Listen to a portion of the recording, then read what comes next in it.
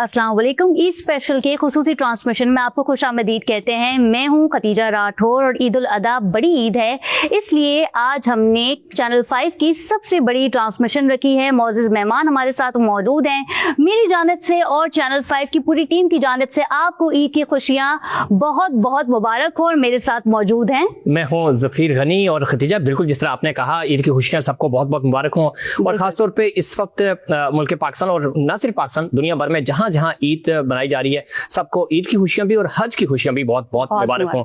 इस वक्त पूरी दुनिया में और ख़ासतौर पे मुस्लिम उम्मा को इत्तेहाद की ज़रूरत है। जंग का माहौल भी है और इस पूरे माहौल में आप अपने इर्द गिर्द जो लोग हैं और ख़ासतौर पे हमारे वो जवान जो सरहदों पे हिफाजत कर रहे हैं इस मुल्क पाकिस्तान की, उनको भी ईद की खुशियाँ बहुत जी जी जो पुलिस ऑफिसर है, जब हम मस्जिद में जो है वो ईद उल अदा की नमाज का एहतमाम किया जाता है तो हम देखते हैं कि पुलिस के होते हैं, हॉस्पिटल्स जो खुले हुए हैं और ऐसे मकामात पे जो ये फ्रंट लाइन वर्कर्स कहलाते हैं हमारे, जो ड्यूटी दे रहे होते हैं, और वैसे भी प्राइवेट किसी इदारे में भी जो लोग मौजूद हैं, उन सबको भी ईद की खुशियाँ मुबारक हों और उनका स्पेशली ख्याल भी रखें। अपने इर्द गिर्द जो लोग हैं जो मुस्तहिक हैं और उनके साथ ईद का वक्त गुजारें। कोशिश करें कि ये जो छुट्टियां होती हैं उनके साथ आप गुजारें और अपनों के साथ जो है वो अपनों के साथ भी एक कुर्बानी का वक्त जो है उनके साथ गुजारें। हमारे साथ बड़े खूबसूरत पैनल मौजूद है, गेस्ट मेहमान मौजूद है हमारे साथ और उनका तारुफ भी आपसे करवाते हैं। साकिब ज़ीशान साहब हमारे साथ मौजूद हैं, सोशल सेक्टर में बहुत अच्छा काम कर रहे हैं और स्पेशली जब हम नीडी फैमिलीज़ की बात करते हैं उनके वाले से बहुत अच्छा काम करते हैं। खुश आमदीद आपको और ईद मुबारक। साकिब साहब हमारे साथ मौजूद हैं। साकिब साहब, ईद कैसे मनाते हैं, फैमिली को कितना वक्त दे पाते हैं? जी बिस्मिल्लाहिर्रहमानिर्रहीम। मैं तो आपके चैनल के तवज्जुह से मैं तमाम उम्मत मुस्लिमों को ईद की मुबारकबाद देना चाहता हूँ।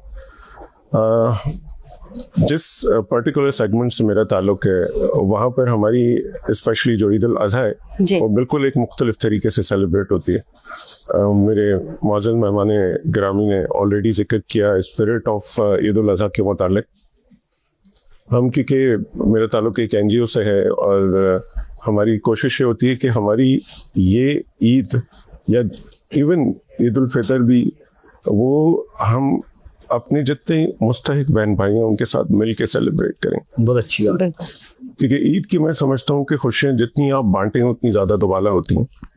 गुज़िश्ता कई सालों से अल्हम्दुलिल्लाह टीम कराची वेलफेयर सोसाइटी, जिसको मैं रिप्रेजेंट कर रहा हूँ, हम लोग अल्हम्दुलिल्लाह हमारे वो नीडी मुस्तहिक बहन भाई जो कि शायद पूरे साल इस गोश्त की नेमत से महरूम रहते हैं, हम उनके साथ मिलके ईद की खुशियाँ जो है कुछ ऐसे अफराद भी होते हैं जो सफ़ेद पोश हैं, जो नहीं बताना चाहते या सामने नहीं आते, फिर उनके घर को भी देखना पड़ता है, उनको भी फुलफिल करना पड़ता है कि वहाँ तक पहुँचा जाए और उनकी जो बुनियादी ज़रूरियात है, अगर बच्चे हैं तो ईद की शॉपिंग है, कुर्बानी, गोश्त, वो उन तक प्रोवाइड किया जाए। एक्चुअली वेरी इंटरेस्टिंगली आपकी बड़ी रेलेवेंट सवाल है। हमारा ये बिलीव है कि हम रोड साइड डिस्ट्रीब्यूशन नहीं करते। जैसे आपने फरमाया कि एक इज्जत नफ्स का ख्याल रखते हुए वो हमारे मुस्तहिक बहन भाई उनको उनकी ज़रूरत को पूरा कर दिया जाए। तो अल्हम्दुलिल्लाह सिर्फ शहर कराची के अंदर हमारे पास 25,000 से ज़्यादा रजिस्टर्ड फैमिलीज़ हैं जो कि मुस्तहिक हैं, जो एक पर्टिकुलर पॉवर्टी लेवल है उससे नीचे हैं। तो पूरे साल ये तो सिर्फ एक ईद कुर्बान का सिलसिला है कि उसके अंदर हम लोग अल्हम्दुलिल्लाह वक्त कुर्बानी करते हैं। गुज़श्ता साल तकरीबन 105 के करीब जानवर हमने कुर्बान किए थे, जिसमें गायें, बकरे, ऊँट सब शामिल डेडिकेटेड होते हैं उन फैमिलीज़ के लिए। इसको मुख्तलिफ मुखय्यर हज़रात हमसे अल्हम्दुलिल्लाह ताउन करते हैं। कुर्बानी के हमारे कुछ पॉइंट्स हैं, वहाँ पे हम लोग कुर्बानी करते हैं। ईद के पहले दिन नमाज ईद के बाद ये सिलसिला शुरू हो जाता है और दूसरे दिन समझें कि तकरीबन मगरिब इशा तक ये जारी रहता है। और एक पूरी वो हमारी जो कुर्बान गाय वहाँ पे एक अजीब मंजर होता है, क्योंकि कुछ 6 से 7 कसाईयों की टीम होती है, कुछ वो स्लॉटर कर रहे होते हैं, कुछ गोश्त बना रहे होते हैं, फिर एक तकसीम का एक सिलसिला शुरू होता है, पैकिंग का भी सिलसिला जो है वो शुरू। तो अल्हम्दुलिल्लाह गुज़श्ता साल भी तकरीबन कोई हमने 8 से 10 हज़ार फैमिलीज तक रीच आउट किया था। इस साल भी इंशाल्लाह हमारी नीयत है ख्वाहिश तो ये है कि 25,000 जो रजिस्टर्ड फैमिलीज हैं उन तक रीच आउट किया है, लेकिन मौसम की तलखी, गर्मी और नेचुरली जो हमारे कंट्रीब्यूटर्स हैं, हमारे जो माशाल्लाह मुखैर हजरात हैं, वो जितना ताउन करते हैं उसके हिसाब से फिर हम लोग महंगाई ने भी इस पे इस साल इम्पैक्ट डाला है कुछ, या बहुत ज़्यादा इम्पैक्ट किया है। लेकिन मैं आपको एक बड़ी इंकरेजिंग बात बताऊंगा, हमारा शहर कराची इस कदर इस मामले में अल्हम्दुलिल्लाह ब्लेस्ड है। आप यकीन करें कहीं पर भी महंगाई पहुंच जाए, जो मुखैर हजरात की, जो कंट्रीब्यूटर्स की कभी हमें कभी महसूस। वैसे कराची वालों के जो है ना वो दिल बड़े, मैंने देखा उनके दिल बड़े हैं, लेकिन बहुत बड़े होते हैं। हालात बहुत बुरे हैं कराची के हालात लिटरली, मतलब रोड नहीं है, पानी नहीं है, बिजली नहीं है, लेकिन यहाँ की आवाम वैसे में अगर आपकी इजाजत तो मैं एक चीज ऐड करना चाहूंगा। अभी गुज़श्ता रमजान और पूरा ये जो ईद उल फितर का सिलसिला हुआ, तो तकरीबन हमने 10,000 से ज़्यादा फैमिलीज को रीच आउट किया, राशन उनको प्रोवाइड किया। राशन अगर हम गुज़श्ता सालों से देखें तो पहले शायद 4-5 हज़ार रुपये का था, अब 8-9 हज़ार रुपये का है। हर साल उसकी तादाद में इजाफा ही होता है। ये तो खैर ब्लेसिंग अगेन जो बात कर रहे हैं कि कराची तो जिंदा दिल है, ज़ाहिर पूरे पाकिस्तान को पालता भी है। जब मुहैया हज़रात की बात करते हैं तो कहते हैं ना कराची में कोई भूखा नहीं सोता, तो कैसे सो सकता है जब इस तरह की एक्टिविटीज़ हो रही हो। जाकिर साहब, किस तरह सोशली ज़िंदगी अगर थोड़ा सा हम चेंज कर रहे हैं इसको कि बिजनेस या सोशल सेक्टर में ना होते तो क्या आप कोई एजुकेशन, क्या कौन सी फील्ड होती है किसी और सेक्टर में जो है? अच्छा, वेरी इंटरेस्टिंगली मैं अल्हम्दुलिल्लाह मेरी वाबस्तगी एक बिजनेस से भी है। I am Islamic financial professional और मैं पेट के लिए एक इस्लामिक फाइनेंशियल इदारा है उसका चीफ एग्जीक्यूटिव हूँ। इस्लामिक इंश्योरेंस, अगर उसको सही टर्म हम लोग यहाँ पे यूज करते हैं, तकाफुल। अच्छा, तो ये तकाफुल तो नहीं? जी, पाक कतर तकाफुल का मैं चीफ एग्जीक्यूटिव हूँ। तो वो पेट की ग़िज़ा के लिए और रूह की ग़िज़ा के लिए टीम कराची वेलफेयर सोसाइटी को मैं रन करता हूँ एज प्रेसिडेंट। अलबत्ता जैसे सोशल सेक्टर का आपने जिक्र किया, बेसिकली क्या ऐसी वजूहात थी जिसकी वजह से हमने इस इनिशिएटिव को जो है वो टेकअप किया।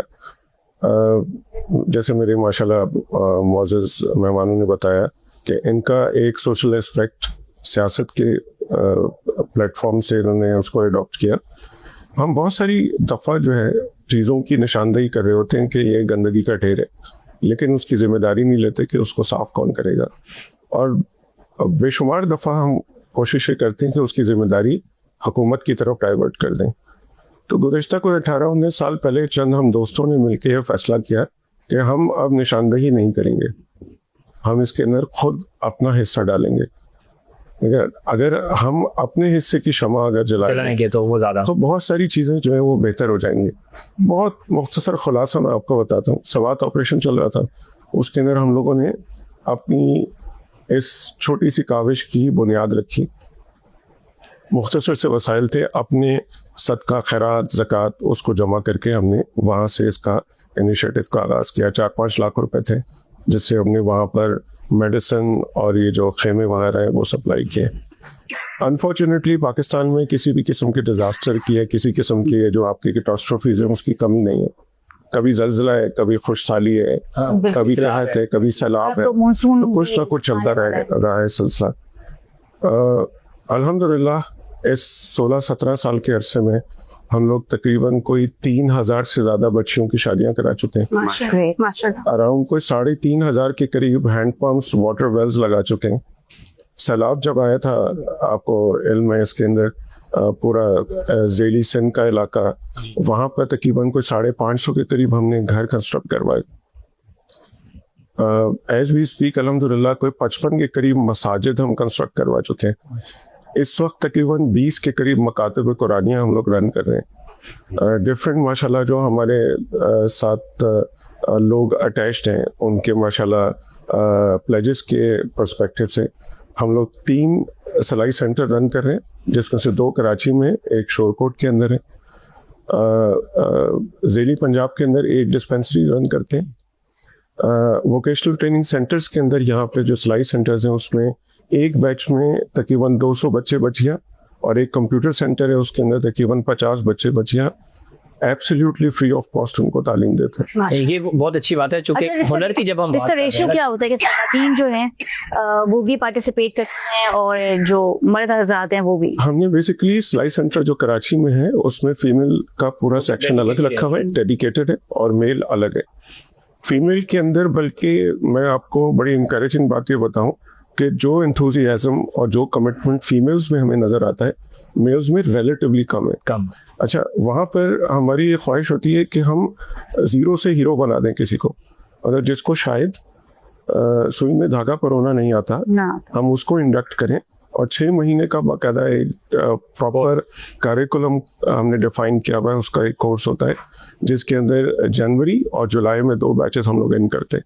और जब वो बच्ची या वो बच्चा, बल्कि मैं सही लफ्ज इस्तेमाल करूं तो मेल या फीमेल, देखिए हमारे पास 14-15 साल से लेके और 70 साल तक की खातून हमारे पास एनरोल्ड है, माशाल्लाह। तो उनको हम फिर एक सिलाई मशीन तोहफे में देते हैं और वो अपने घर ले जाएं और अपना काम, और वो जो अपना कारोबार है वो सेल्फ सस्टेन। जी, ये बहुत अच्छी बात है। और यही वो चीजें शुरू में जो शारिक साहब भी कह रहे थे कि कुमतू को भी और प्राइवेट पार्टनरशिप इसी तरह करके आप काम करते हैं और इस तरह की जो ऐड करूं इसके अंदर, देखें जो सबसे ज्यादा जरूरत है, देखिए हम लोग शायद दस्तरखान आप देखेंगे करवा देते हैं, इस तरह लगे हुए होते हैं, राशन तकसीम हो जाता है, लेकिन ये जो सेल्फ सस्टेनेबल या अपने पैरों पे लोगों को खड़ा करना, आप यकीन करें इतनी हार्ट वार्मिंग किस्म की मेरे पास स्टोरीज है, मैं मेरा ख्याल है पूरा दिन आपको बता। ऐसा ही है। और वो कहते हैं कि मछली क्या मिसाल है कि मछली खाना नहीं, मछली पकड़ना। जी, मैंने अल्हम्दुलिल्लाह गुज़िश्ता 16-17 साल में ये चीज़ विटनेस करी